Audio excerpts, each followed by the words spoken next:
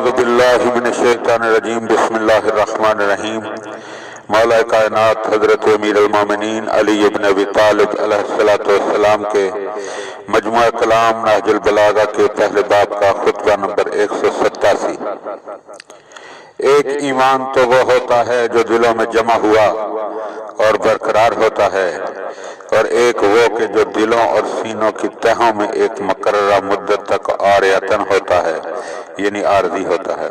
لہذا اگر کسی ایک میں تمہیں کوئی برائی ایسی نظر آئے کہ جس سے تمہیں اظہار بیزاری کرنا پڑے تو اسے اس وقت تک موقوف رکھو کہ اس شخص کو موت آ جائے کہ اس موقع پر اظہار بیزاری اپنی حد پر واقع ہوگی۔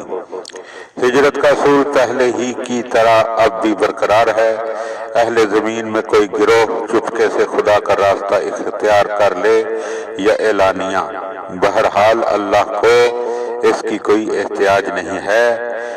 زمین میں حجت خدا کی معرفت کے بغیر کسی ایک کو بھی صحیح معنی میں مہاجر نہیں کہا جا سکتا۔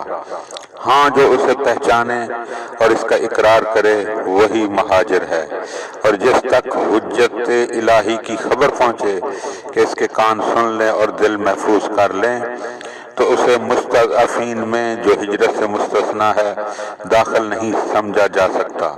بلا شبہ ہمارا معاملہ ایک امر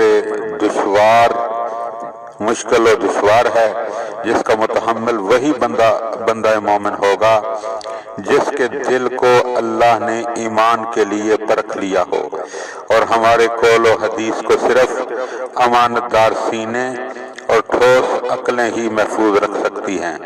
اے لوگو، مجھے کھو دینے سے پہلے مجھ سے پوچھ لو، اور میں زمین کی راہوں سے زیادہ آسمان کے راستوں سے واقف ہوں، قبل اس کے کہ وہ فتنہ اپنے پیروں کو اٹھائے جو مہار کو بھی اپنے پیروں کے نیچے روند رہا ہو، اور جس نے تم لوگوں کی عقلیں زائل کر دی ہوں۔